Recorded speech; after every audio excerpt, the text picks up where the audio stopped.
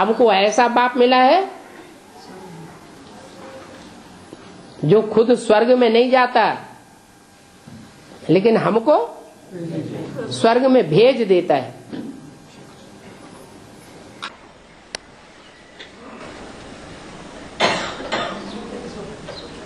बाबा भक्ति मार्ग में हाथ में स्लिंग लेते हैं, हाथ में स्लिंग लेके पूजा करते हैं और उसको त्राटक लगाते हैं, और त्राटक लगाने से बुद्धि खुलती है, ऐसे कहते हैं। किसी की बुद्धि खुली? आपके गुरुजी की खुली होगी। हाँ, गुरुजी की नहीं खुली है? आपने देखा नहीं? वो भक्ति मार्ग की बात यहाँ की उठाई हुई है। यह हथेली है बुद्धि की सूचक। जैसे हाथ से कोई चीज पकड़ी जाती है, वैसे बुद्धि से भी ज्ञान को पकड़ा जाता है, बात को पकड़ा जाता है, सच्चाई को पकड़ा जाता है, झूठ को पकड़ा जाता है। तो उसको कहते हैं बुद्धि रूपी हाथ। इस बुद्धि रूपी हाथ में शिवलिंग रखा, माना शिव का जो प्रैक्टिकल रूप है, जो निराकारी स्टेज वाला है, उसको हमने बुद्धि रूपी हथेली में धारण कर लिया और उस पर तीसरा नेत्र केंद्रित कर दिया।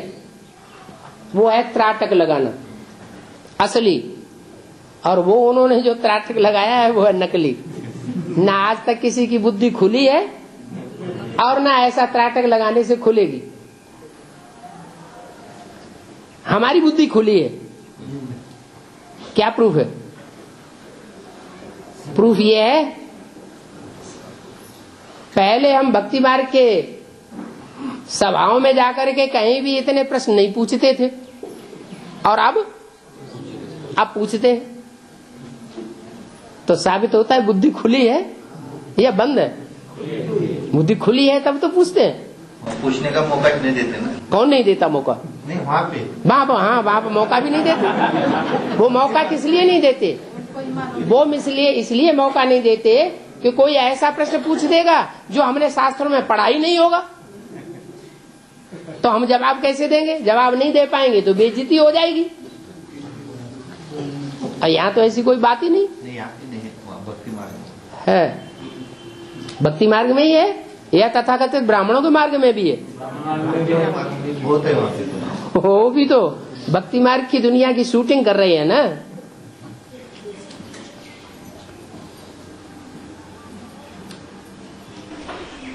बेसिक वालों के पास गए, ज्ञान देने को गए तो शिव को दूर नजदीक आने नहीं देते।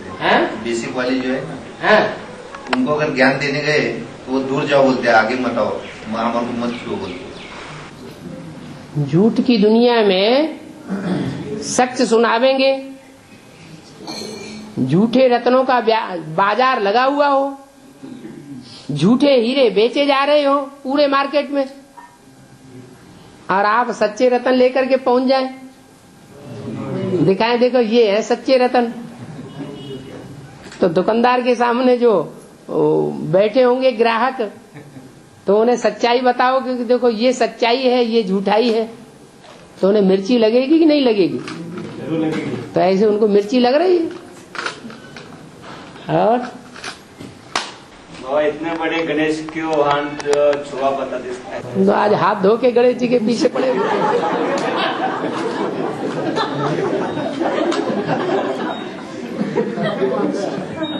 हाँ बोलो। गणेश जी को इतना बड़ा दिखाते और उनका जो वहाँ जो है वो चूहा बहुत छोटा है, कैसा सुन पाएगा? गणेश जी को ज्ञानी आत्मा कहा जाता है। क्या? गणेश की मिसाल जो है हाथी से दी जाती है। हाथी के कान और लंबे चौड़े दिखाए गए हैं। तो गणेश जी ऐसे बड़े महारथी हैं कि बहुत ज्ञान सुनने वाले हैं और बहुत ज्ञान दूसरों को सुनाने वाले हैं, इसलिए उनके कान भी बड़े हैं और नाक से सूंगा सांगी बहुत कर लेते हैं। हर काम और इंद्रियों के मुकाबले कौन से अंग से करते हैं? नाक से ज्यादा काम करते हैं। उनके शरीर की आधी ताकत शरीर में रहती है और आधी ताकत नाक में रहती है।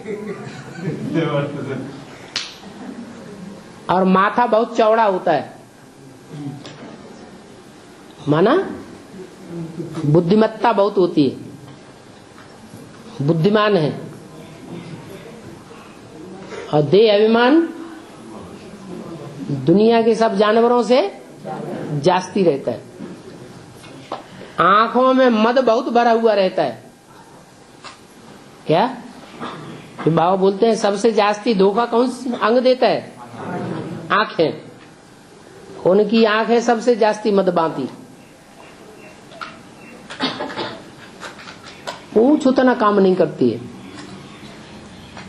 हनुमान जी की पूंछ बहुत काम करती है और उनकी पूंछ उतना काम नहीं करती। माने काम विकार के देह अभिमान की पूंछ उतनी पावरफुल नहीं है जितनी हनुमान जी की दिखाई जाती है। तो ये विशेषताएं दिखाई गई है गणेश जी के पार्ट में।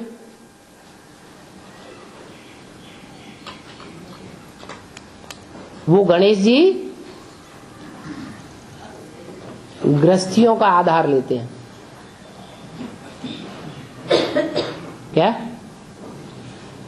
गृहस्थी माना गिरिहस्थी। उनका आधार लेकर के अंदर ही अंदर सारा खोखला कर देते हैं जमीन को। बुद्ध रूपी धरणी सारी खोखली हो जाती है। वो उनका वाहन काम करता है। जिन आत्माओं पर सवार होते हैं वो आत्मा वो सारा कार्य कर देती है। कहाँ वो महारथी और कहाँ चूहे जैसा पुरुषार्थ। चूहा सबसे जास्ती कौन से जानवर की गिरफ्त में आता है? बिल्ली कहा जाती है। माया बिल्ली ऐसे चूहों को हप कर जाती है। तो गणेश जी का वाहन माना जाता है वो सारी सेवा चूहे के ऊपर बैठकर करते हैं। बाबा सन्यासी जो लोग रहते हैं ना मठ में, वो जो बैठते हैं उनको घर में लाके पाँव धो के वो पानी पीते हैं। तो पीने से भाग्य बदलता है। तो कहाँ बैठे रहते हैं? मठ में। मठ में सन्यासी जो लोग हैं, मठ पंथ जो है ना, वो सन्यासी लोगों को घर में बुलाते हैं। वो पूजा वो करते हैं पाँव की और वो पानी पीते हैं। वैसा ही उनके पाँव धोते हैं और वो पानी पीते हैं। और पाँव धो करके वो पानी को खुद पी जाते हैं। भाग्य पानी किसे कहा जाता है? ज्ञान जल को पानी कहा जाता है। जब ईश्वर आते हैं तो कोई होते हैं ज्ञान बहुत धारण करते हैं, प्रकांड विद्वान हो जाते हैं ईश्वरीय ज्ञान में। लेकिन जो प्रैक्टिकल ज्ञान है घरगस्थ में रहते पवित्र बन करके दिखाना, उस बात में फेल हो जाते हैं। जो सातों नारायण हैं बाद में आने वाले और उनकी प्रजा, वो प्रवृत्ति मार्ग की पक्की है या कच्ची है? कच्ची है। तो ऐसे जो गुरु बन करके बैठते हैं अपने चेलों के बीच में, वो चेले उनकी पूजा करते हैं। इस तरह की क्या करते हैं? पानी से उनके पांव धोते हैं। पांव जब धोते हैं तो लुटिया हाथ में ले लेते हैं, लोटी। क्या? लोटी जो है वो हाथ में लेते हैं पानी की भरी हुई, और उससे उनके पांव पखारते हैं। पांव किसको कहा जाता है? बुद्ध रूपी पांव कहा जाता है। तो बुद्ध रूपी पांव उनका उस लोटी के पानी से धोया जाता है। जैसे शिव के ऊपर लोटी चढ़ाते हैं ना, बोला कि नहीं मुरली में? शिव के ऊपर लोटी चढ़ाते हैं तो लोटी में जो दूध होता है वो बहुत थोड़ा होता है और पानी ढेर सारा होता है। वो लोटी पूरी की पूरी अर्पण कर देते हैं। क्या अर्थ हुआ? शिव के ऊपर लोटी अर्पण करते हैं। कन्याएं जो अर्पण की जाती हैं, जो ज्ञान सुनाती हैं सबको, वो तरह लोटी है, उसमें ज्ञान थोड़ा है और पानी जास्ती है, तो लोटी कही जाती है। वो लोटी, कोई तो भगत है जो सन्यासियों से पांव पखारते हैं, और कोई ऐसे भगत है जो शिव के ऊपर लोटी चढ़ाते हैं। क्या अच्छा है? शिव के ऊपर लोटी चढ़ाना तो ठीक है, लोटी अर्पण करना। और उन सन्यासियों के ऊपर लोटी अर्पण करने से क्या होगा? तो बर्बादी हो जाएगा। उनका बुद्ध रूपी पांव धुल जाएगा। क्या? उनका तो बुद्ध रूपी पांव साफ हो जाएगा, लेकिन दूसरे को नुकसान होगा या फायदा होगा? तो संग करने वालों को तो नुकसान ही हो जाएगा। वो तो अपनी तुलना करते हैं किससे? शिव से। इसलिए शिवो हम कह के बैठते हैं। वो कहते हैं तुमने गंगा को, गंगा में पांव डाल करके तुमने गंगा को गंदा बनाया। हम गंगा में पांव डालेंगे तो गंगा पवित्र हो जाती है। इसलिए हम गंगा के किनारे बैठते हैं। ऐसा उल्टा ज्ञान देते हैं।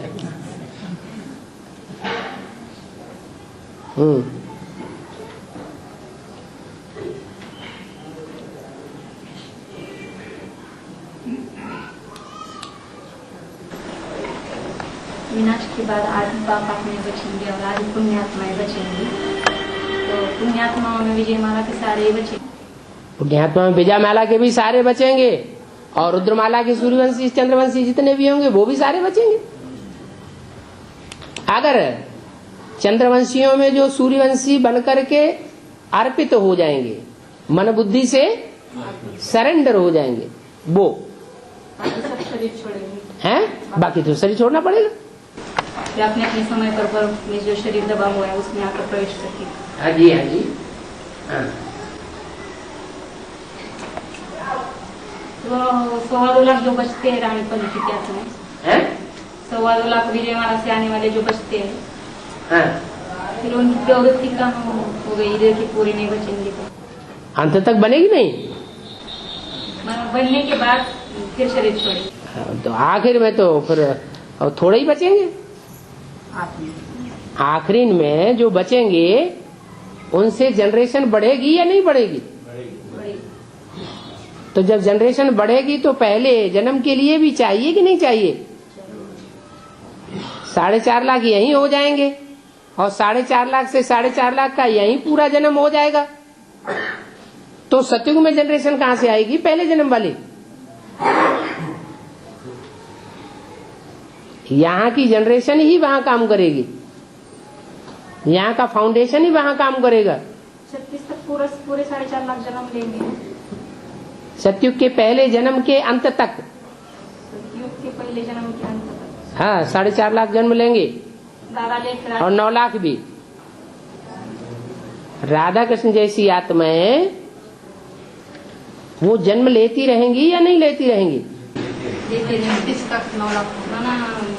दादा लेकर कृष्ण वाली आत्मा गद्दी पर बैठने के बाद भी कुछ आत्माएं जन्म लेती रहेंगी 36 के बाद। ठीक है, लेकिन शरीर कौन छोड़ेंगे और कौन नहीं छोड़ेंगे? जो निराकारी, जो संपूर्ण निराकारी स्टेज वाले होंगे वो शरीर नहीं छोड़ेंगे, और जिन्होंने बाद में थोड़े समय के लिए निराकारी स्टेज बनाई है या दूसरे धर्म के छिलके वाले हैं, उनको शरीर छोड़ना पड़ेगा। हाँ, दूसरे धर्म के बीच शरीर छोड़ेंगे। हाँ जी। चंद्रवंशी से लेकर चंद्रवंशियों में 2 प्रकार के हैं। एक तो वो चंद्रवंशी जो विजयमाला के दाने बनते हैं, एक तो यहाँ की चंद्रवंशी और एक वो चंद्रवंशी जिनमें सब धर्म की आत्माएं प्रवेश कर जाती है, चंद्रवंशियों से पूरे प्रभावित हो जाते हैं, या चंद्रवंशी दूसरे धर्म वालों से पूरे प्रभावित हो जाते हैं। अभी बी केस में सब चंद्रवंशी कहेंगे या सूर्यवंशी भी वहां मौजूद है? सारे ही चंद्रवंशी हैं। उन चंद्रवंशियों में कोई तो असली चंद्रवंशी है जो विजयमाला के दाने बनेंगे, और बाकी सब दूसरे धर्मों में कन्वर्ट होने वाले। तो जो दूसरे धर्मों में कन्वर्ट होने वाले हैं उनको शरीर छोड़ना पड़े या नहीं छोड़ना पड़े? छोड़ना पड़ेगा। जो विजयमाला के मणके होंगे वो निकल आवेंगे, उन्हीं के लिए सारी अभ्यक्तवाणी चल रही है। क्या एडवांस पार्टी जब टाइम आवेगा तो तुम्हारे लिए पूरा फील्ड तैयार करेंगी। एरोप्लेन भी बना रहे कौन? माउंट आबू वाले एरोप्लेन बना रहे? माता गई थी 3 महीने सेवा के लिए। बोल रही सुनी सुनाई बातों में पट विश्वास कर लेना। देखो न जाके वो जो कुछ भी कहेंगे सुनते रहेंगे, सभा में सुनाते रहेंगे। हाँ, कौरव पांडवों ने एटम बम तो नहीं बना रहे शंकर पार्टी को मारने के लिए। कौरव पांडवों ने जुआ खेला, पांडवों ने पूरी बाजी लगाई और कौरवों ने अधूरी बाजी लगाई, और जो लगाई वो भी अपनी मुट्ठी में रखी। हाँ, थोड़ा सा विस्तार में तो मुरलियों में ही विस्तार बता दिया ना सारा। पांडव जो हैं वो अपना तन धन धाम सुहृद बीवी बाल बच्चे सच्चाई से लगाते हैं। हमारा नहीं है, किसका है? ईश्वर का है। हमारा इसमें कोई दखल नहीं। दे दिया सो ईश्वरीय सेवा में दे दिया, हम याद भी नहीं करेंगे। और पांडव जो काम करते हैं उसके बिल्कुल विपरीत कौरव करते हैं। वो दिखाने के लिए सरेंडर कर देंगे, तन भी सरेंडर करेंगे, बीवी बाल बच्चे भी सरेंडर करेंगे, धन भी सरेंडर करेंगे, अपने संबंधी भी लगाए देंगे, दिखाने के लिए स्वाहा करेंगे, लेकिन रखेंगे सब अपनी मुट्ठी में। वर्ल्ड रिन्यूअल ट्रस्ट बनाया गया, ये कौरवों की यादगार है या पांडवों की यादगार? दिखाने के लिए सरेंडर है, लेकिन कर लिया सब अपनी मुट्ठी में। पांडवों ने जो दिया वो भी अपनी मुट्ठी में कर लिया, और अपना तो अपनी मुट्ठी में रखा ही। तो जुआ भी सत्य असत्य का जुआ हो गया। भगवान कहते हैं ये जुआ खेलो। दुनिया वालों ने समझ लिया कि भगवान ने वो स्थूल जुआ खिलवाया होगा। ये असली जुए की बात है या नकली जुए की बात है? ये असली जुआ खिलवाया। और ये तो जो जुआ जितना सच्चाई से खेलेगा उतना सच्चिखंड का मालिक बनेगा।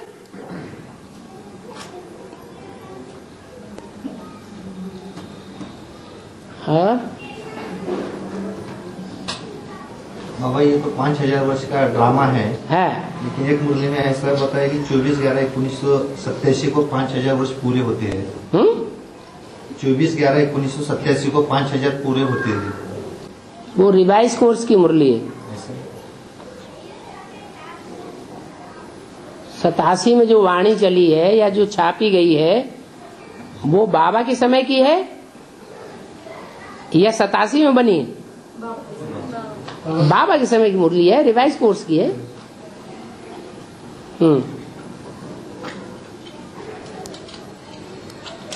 हाँ, 10 वर्ष की घोषणा जिस समय की गई थी उस समय के लिए फिर भी लागू होता है।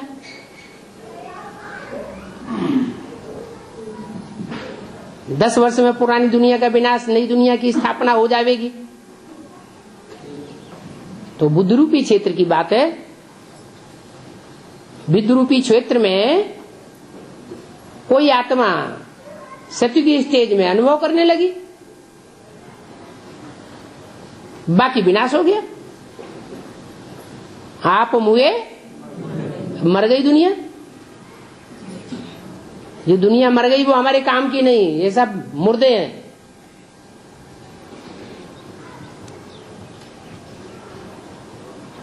फिर धीरे धीरे परमधाम से जैसे आत्माएं उतरती हैं, ऐसे एडवांस ज्ञान में भी उतरना शुरू हो गई।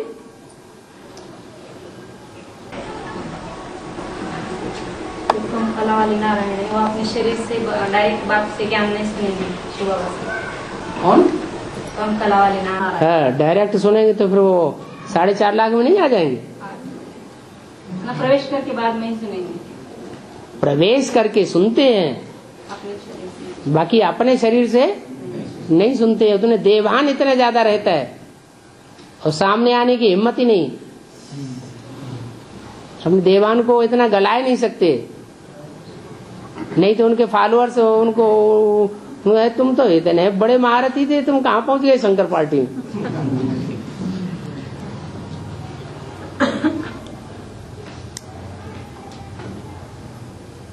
मान मर्तबा छोड़ा नहीं जाता है। युग में भी वो राजा बनते होंगे, जैसे सतयुग त्रेता में जैसे नंबरवार नारायण है तो उसी नंबर से राम भी बनते हैं, तो द्वापर कलयुग में भी उनकी राजाएं चलती होंगी। इसकी रामकृष्ण की नहीं, कम कला वाले नारायण को। कम कला वाले दूसरे धर्म में कन्वर्ट हो जाते हैं, फिर भी राजाएं तो चलती है उनकी, जैसे सतयुग त्रेता में राजाएं उन्होंने ढूंढ। ऊपर से आने वाली आत्माएं वो ज्यादा पावरफुल होती हैं या नीचे वाले जो अनेक जन्म लेते आए हैं वो ज्यादा पावरफुल होते हैं? तो ऊपर से जो आएंगे वो उनको अपने कब्जे में रखेंगे, आधीन बना के, दास दासी बना के रखेंगे, या उनको राजा ही पद देंगे? ये तो कन्वर्ट होने वाले हैं। कोई दूसरा धर्म वाला, दूसरा पावरफुल आ जाएगा तो उसके पीछे भागने लग पड़ते हैं। मुसलमान तो कहते हैं हिंदू काफिर हैं, कहां कहां फिरते रहते हैं। तो नीची दृष्टि से देखते हैं, वो अभी देखने में आ रहा है क्या? जो एक बार कन्वर्ट हो जाते हैं उनको हिंदुओं ने कभी अपने में स्वीकार नहीं किया। कन्वर्ट होने वाली है कच्ची आत्माएं।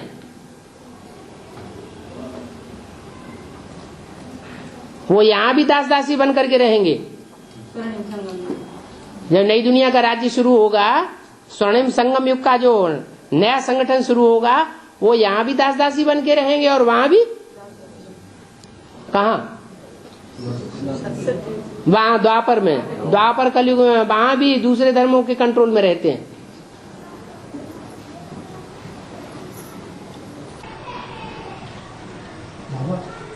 दक्ष प्रजापिता और प्रजापिता में कोई संबंध है?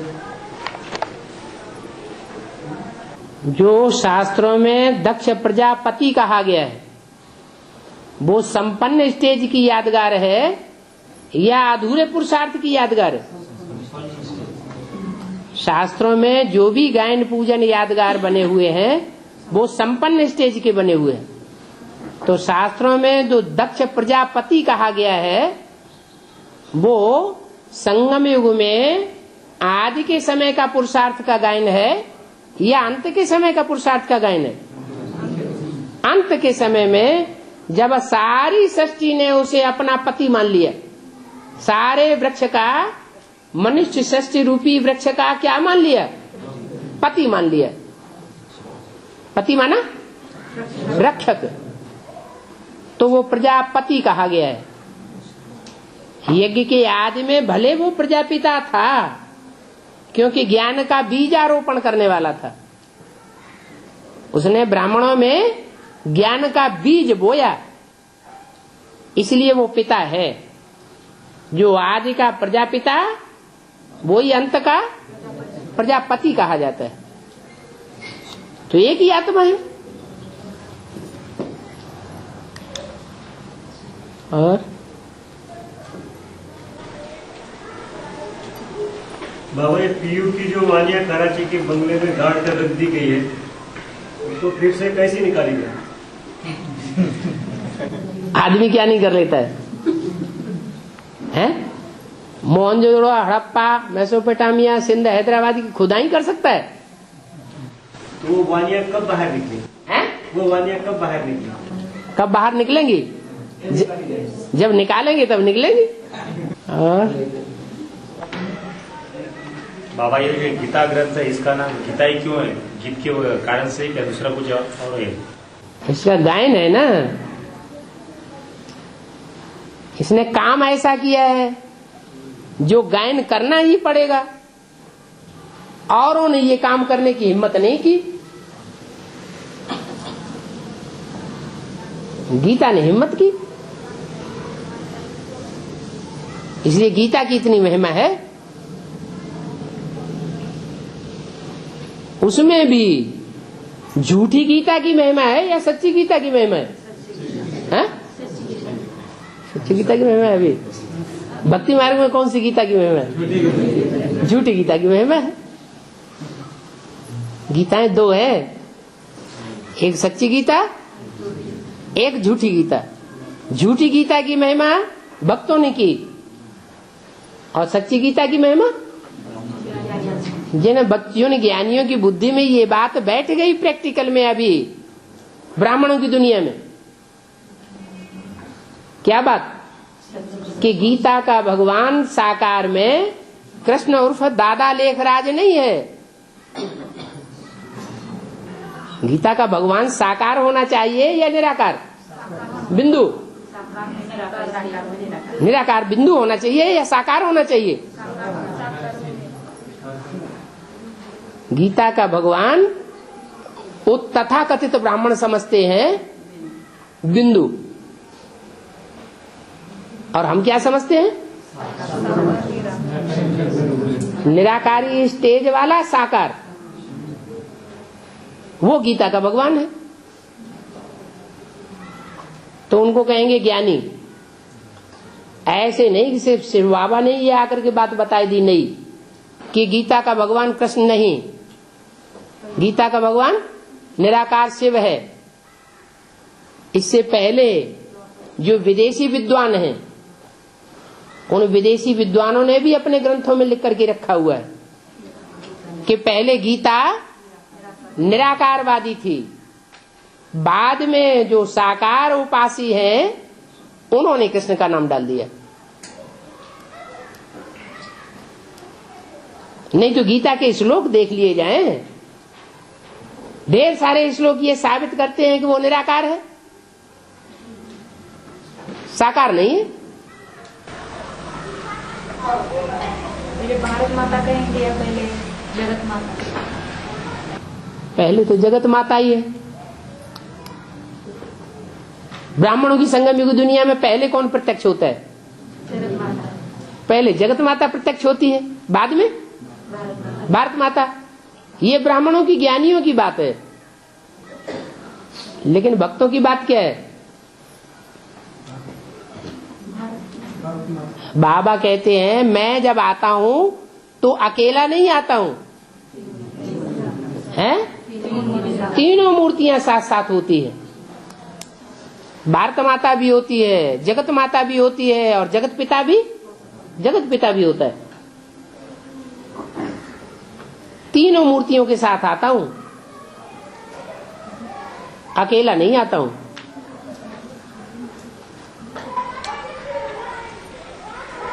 बाबा गीता जो बोली वो निराकार ने बोली, वो तो पुरुषवाचक नाम है ना? हैं? गीता जो कही वो तो पुरुषवाचक नाम है ना, निराकार नहीं। तो गीता पुरुषवाचक नाम है?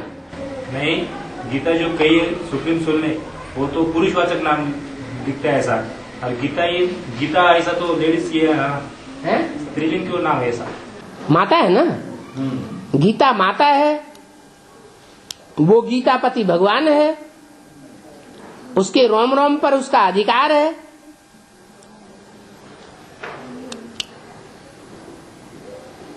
वो जितना उसकी गहराई को जानता है गीतापति भगवान, उतना और कोई नहीं जानता।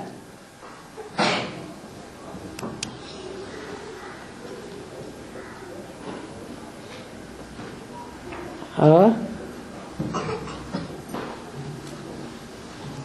लेकिन गीता माता सदगति दाता नहीं है। गीता माता की महिमा कौन करता है सबसे जास्ती? गीतापति भगवान गीता का गायन करते हैं। गीता माता जो काम किसी ने नहीं किया वो काम उसने करके दिखाया। किसी की हिम्मत ही नहीं पड़ी। क्या काम? हाँ, अन्नपूर्णा के रूप में भी दिखाते हैं कि अन्नपूर्णा माता देवी और शंकर को दान देती है। वो दान देने की हिम्मत किसी ने की नहीं। पहले एक ने कदम बढ़ाया, फिर आगे दूसरों ने कदम बढ़ाया, तो जो पहले उठे सो अर्जुन पहला नंबर, तो उसका गायन हो गया। अन्नपूर्णा लक्ष्मी नहीं, अन्न का अर्थ नहीं समझा आपने। याद कहो, स्नेह कहो, प्यार कहो। प्यार शरीर से ही होता है। बिना शरीर के प्यार, बिना कर्मेंद्रियों के प्यार नहीं होता। भागवत गीता और गीता में क्या फर्क है? श्रीमद् भगवत गीता है जीवन कहानी, और गीता में सिर्फ ज्ञान की बातें हैं। क्या? जो गीता है वो महाभारत का एक छोटा सा अंश है, एक अध्याय है, और उसमें एक बड़ा लंबा अंश जो है महाभारत का वो श्रीमद् भागवत है। उसका नाम भागवत इसलिए पड़ा कि उसमें एक अध्याय गोपियों के भागने की कथा का है। दुनिया कहती है भगाया, इस दुनिया वाले समझते हैं जन्म जन्मांतर स्त्रियों को भगाते रहे हैं, ऐसे भगाया होगा, लेकिन इस तरह भगाने की बात नहीं है। कौन सी बात है? वो ज्ञान की बात है। ज्ञान की शक्ति से मन बुद्धि को आकर्षित किया। नहीं तो बांस की मुरली से कोई थोड़ा ही भगती है।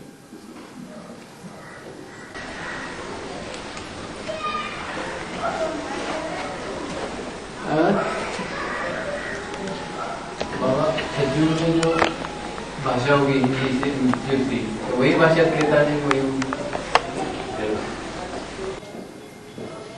त्रेता युग में राज्य अलग होगा या सतयुग जैसा राज्य होगा? हैं? राज्य ही अलग हो जाता है। वहां अनेक राजाएं होते हैं, महाराजा कोई नहीं होता। और सतयुग में महाराजा ही होते हैं और राजाएं वहां होते ही नहीं। तो अंतर नहीं पड़ेगा।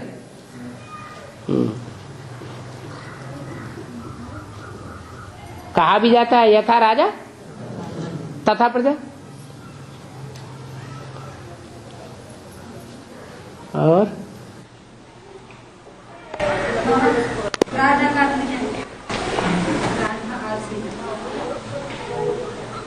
राधा और सीता का अर्थ क्या है?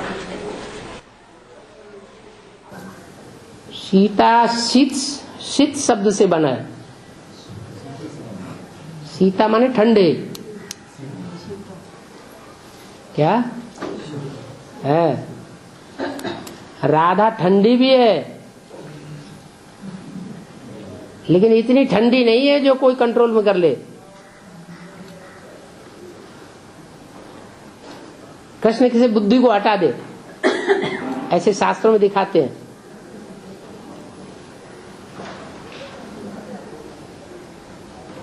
और गोपियां और पटरानियां वो विचलित तो हो सकती है, लेकिन राधा राधा की बुद्धि विचलित नहीं हो सकती।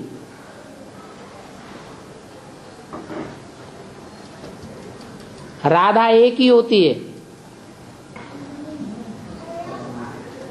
और पटरानियां अनेक होती हैं। अनेक धर्मों से कनेक्टेड है पटरानियां और एक सद्धर्म से कनेक्टेड है राधा।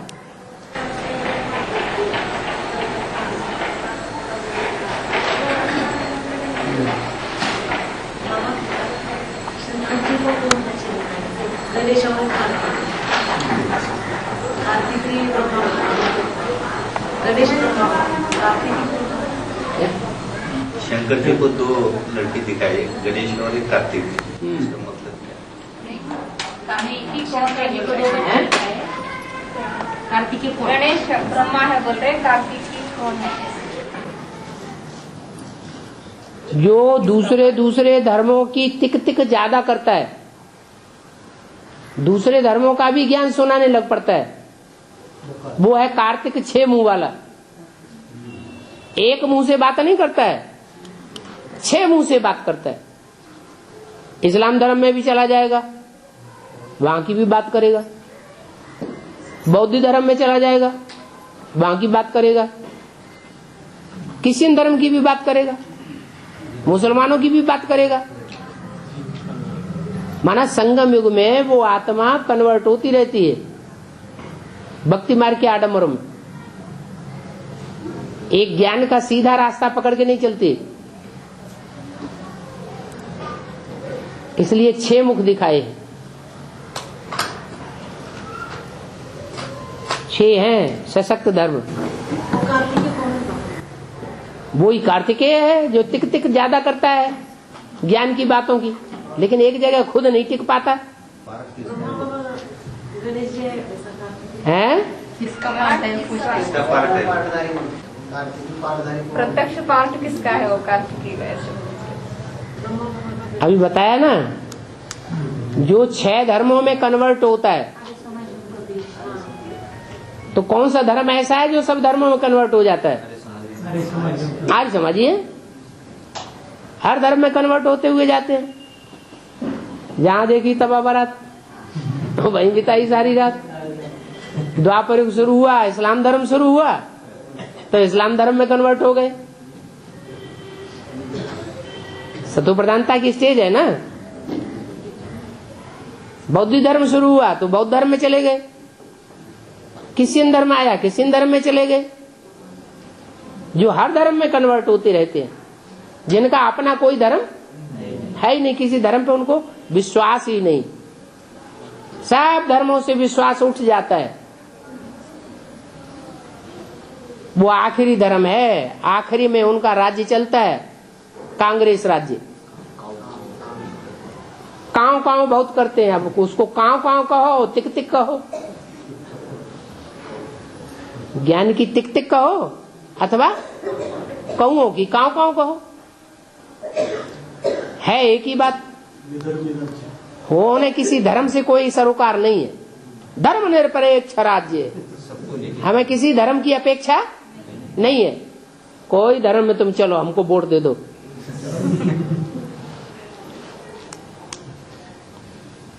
तो धर्म कोई नहीं मानते तो उनके राज्य में ताकत क्या होगी? उनकी सॉवरेंटी में कोई ताकत नहीं होती।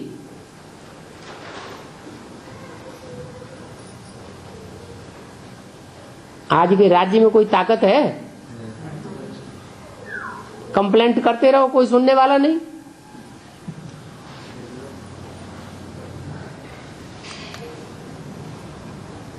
और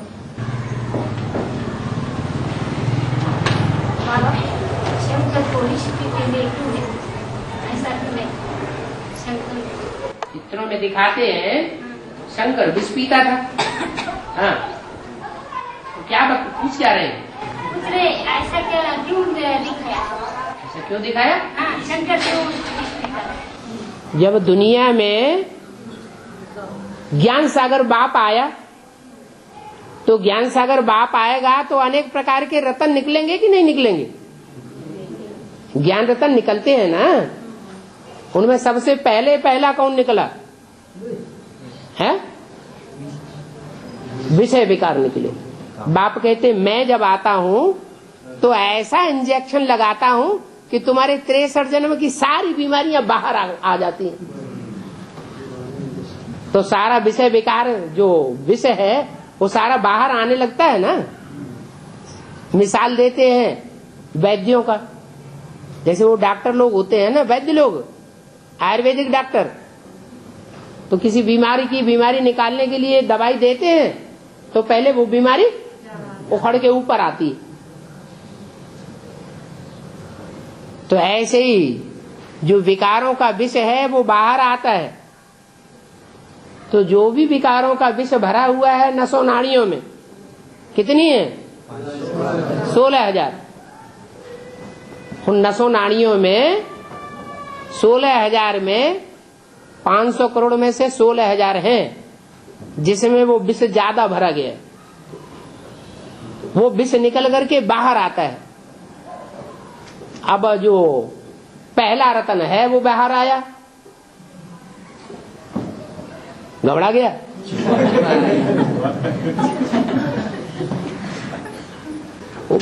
उसको बाहर आते सब घबरा गए, देवताएं भी घबरा गए, असुर भी घबरा गए। क्यों घबरा गए? वो देवताएं और जो असुर हैं वो सब क्यों घबराने लगे? क्यों नहीं हिम्मत थी? कोई कारण होगा? है देहाभिमान है। इतनी हिम्मत क्यों नहीं आई पीने की? है हजम करने की नहीं। वो सब प्रवृत्ति मार्ग के नंबरवार कच्चे हैं। एक शंकर पार्वती ही ऐसे हैं जो प्रवृत्ति मार्ग के पक्के हैं। पार्वती भी पक्की या कच्ची? इतनी पक्की कि 84 जन्मों में और कोई को हिस्सा नहीं देती। काहे का? कि 84 जन्मों में कोई संगी साथी बने किसी का।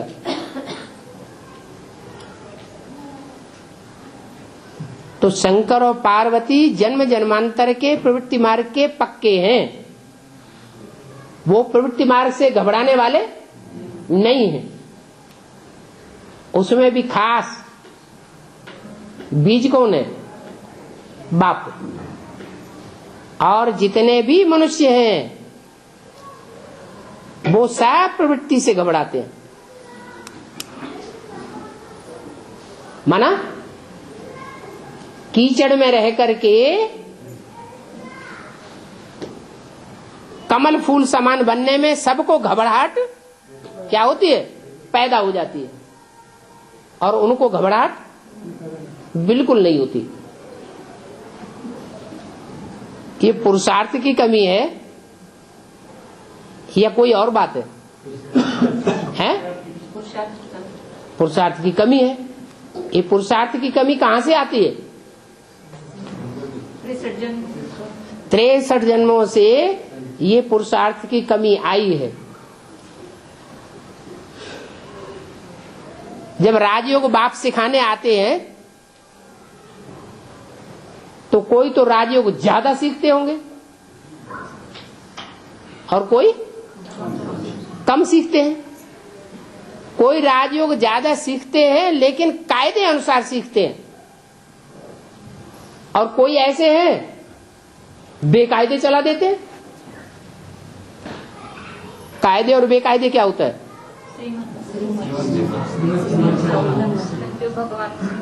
कायदे से काम करना माने चोरी चकारी डकैती न करना, और बेकायदे काम करना माना चोरी चकारी डकैती, जितने भी दुनिया में खराब काम किए जाते हैं वो सब करना, और दिखाना ये कि हम बड़े योगी हैं, हम ईश्वरीय ज्ञान पर चलने वाले हैं। तो ईश्वरीय ज्ञान में चलने वाले पक्के सनातन धर्म के होंगे या इस्लाम धर्म में कन्वर्ट हो जाएंगे? और चोरी चकारी करने वाले जरूर इस्लाम धर्म में कन्वर्ट हो जाएंगे। आज भी इस्लाम धर्म की आत्माएं कन्याओं को भगा भगा के इंडिया से ले जाती है, चोरी से भी ले जाती है, डकैती से भी ले जाती है, पैसे के बल पर सब कुछ कर रही है। तो वो शूटिंग करने वाले यहां नहीं होंगे? तो शंकर जी ने वो भी से पी लिया, कायदे अनुसार पिया, बेकायदे नहीं। कायदा माना?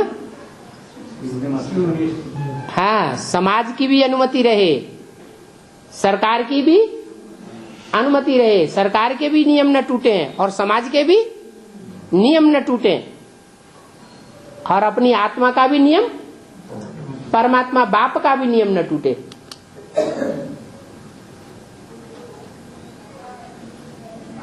पतित तो सब होते हैं, मुरली में क्या बोला? पतित तो सब होते हैं, तो कायदा है। ये तो कायदा नहीं है कि इस दुनिया में कोई पतित न बने। पतित तो सब होते हैं, लेकिन क्या होना चाहिए? है एक के साथ पतित बने। ये बुद्धि की बात है या कर्मेंद्रियों की बात है? बुद्धि की बात है। एकलव्य का लव एक से जुड़ा हुआ होगा तो तीर चलाने में बुद्धि तीखी रहेगी या भोंदू होगा? सब अनुभव करते हैं, जिन दिनों विकारी प्रवृत्तियां ज्यादा चलती हैं जीवन में, तो बुद्धि में से ज्ञान सारा उड़ जाता है। और बुद्धि अगर एकाग्र रहे, कर्म करते रहे, बुद्धि एकाग्र बनी रहे, तो बुद्धि में से ज्ञान उड़ेगा। लगाव की बात है, अटैचमेंट की बात है। अटैचमेंट से परे होने की बात है। आखिरी पेपर कौन सा है? नष्टो मोहा स्मृति लब्धा। तो लंबे समय का पुरुषार्थ होगा, उसको स्मृति लब्धा ज्यादा होगा, पहले होगा, या थोड़े समय के लिए पुरुषार्थ किया होगा उसको ज्यादा होगा? लंबे समय का पुरुषार्थ होगा तो स्मृति लब्धा होगा।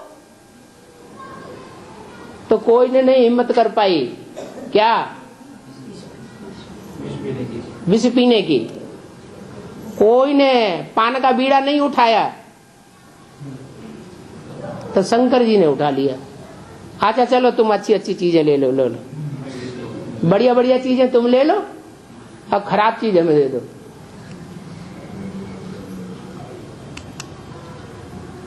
अपने उसी में मस्त। माता जी कहते हैं ऐसा काम क्यों करता? शिव बाबा भी कहते हैं, शिव बाबा भी कहते हैं, जैसे माता जी ने बोला। शिव बाबा क्या कहते? अमृत छोड़ बिख काहे को खाए। किससे कहते हैं? शंकर जी को कहते हैं। जो विश्व का बादशाह बनने वाला उसी को कहते हैं।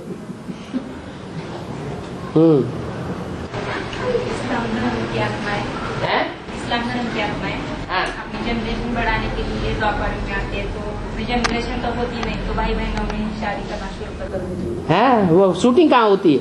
तो ये शूटिंग कहाँ करते हैं? यहाँ संगम में शूटिंग कर रहे हैं। तो उसके आगे तो दूसरे धर्म की भी जनरेशन होती नहीं है। दूसरे धर्म पे आते तो उनकी भी जनरेशन नहीं होती है शुरू में। हाँ, तो वो धर्म कैसे बढ़ता है? नहीं, दूसरे धर्मों की जनरेशन होती है। हाँ, कैसे? बौद्ध धर्म, विधर्मियों में कोई धर्म नहीं होता जब इस्लाम धर्म वाले आते हैं। हाँ, इस्लामियों के बाद जब दूसरे धर्म आते हैं तो विधर्मी बहुत होते हैं। हाँ जी। तो वार्तालाप को नंबर क्यों नहीं मिल रहा है? वार्तालाप की जो सीढ़ी है, हाँ, उसको नंबर क्यों नहीं मिल रहा? तारीख तो मिल रही है। तारीख मिल रही है। तारीख में भी सीरियल होता है। आज की तारीख डाली जाएगी तो सीरियल नहीं बनेगा, बन जाएगा। बाद में जब सेटिंग अच्छी हो जाएगी तो वो भी दे दिया जाएगा। और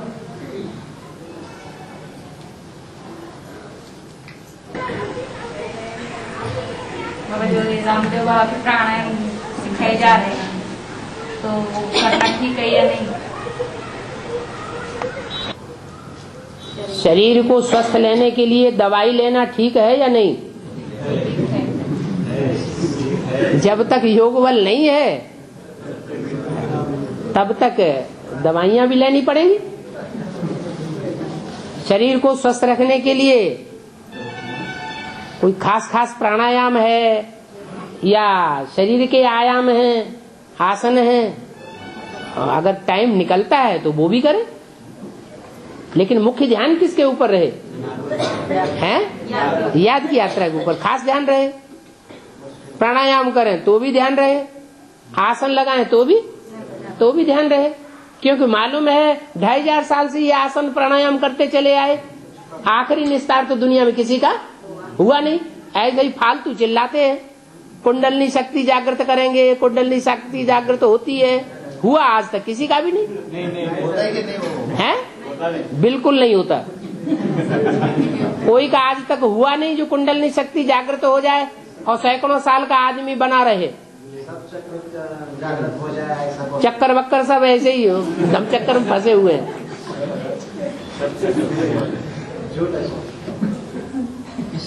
असली बात बाबा ने सिखा दी। क्या?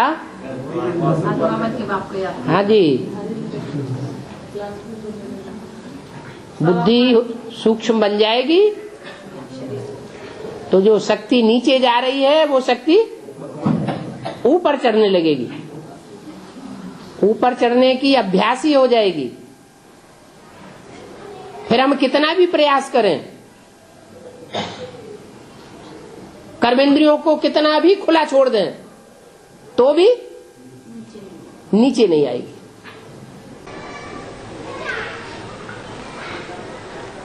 और तो हमारे पास एक कुमार आता है 10 साल से, कुमार आता है ज्ञान सुनने के लिए। वो कॉलेज था तो हर रोज आके कान मानो कॉलेज के 1 घंटा आके सुन के जाता था।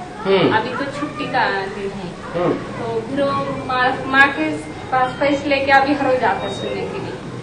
उसकी माता हमारे पास आके बोल रहे हमारे बच्चों को पागल बनाया आप लोग। वो बोलता है मैं मुरली सुने बगैर नहीं रह सकता हूँ। उसके पास सीडी माना कुछ नहीं सुनने के लिए, तो बोल रहा है मैं क्या करूँ। कितना टाइम हो गया उसे सुनते हुए? 10 साल। वो बोलता है मुझे लास्ट से फर्स्ट जाना है। 10 साल? नहीं, 10 महीने हो गए। 10 महीने तक अभी उसे भट्टी नहीं करा पाई? माना वो पैसे नहीं है ना जाने के लिए, जाना चाहता था कि पैसे नहीं। बाबा तो बोलते हैं ऐसा हो नहीं सकता माना घर वाले कि कोई को बाबा से मिलने के लिए पैसे की कमी पड़ जाए। वो बोलते घर में ही बैठे क्या करना है, बाहर गाँव को नहीं जाओ हर रोज पैसे। कोई और बात होगी पता चलेगा बाद में। हैं? उसके घर वाले नौकरी भी नौकरी भी नहीं करने देते? अच्छा, इकलौता है? नहीं, खेती ऐसे संभाल। नहीं, अकेला लड़का है? दो हैं। अच्छा, फिर इसको युक्ति क्या बताए? मैंने युक्ति ज्ञान सुनने अभी हर रोज कैसे सुनना है? उसको बाप का पूरा परिचय नहीं मिला है। परिचय बुद्धि में बैठ जाए तो बाबा कहते 1 सेकंड भी रुक न सके। कोई कितना भी बंधन में हो, अगर पूरा निश्चय बैठ जाए तो आत्मा भागेगी। चलो अब तो 1-2 उठने लगे, उड़ गई सवाल।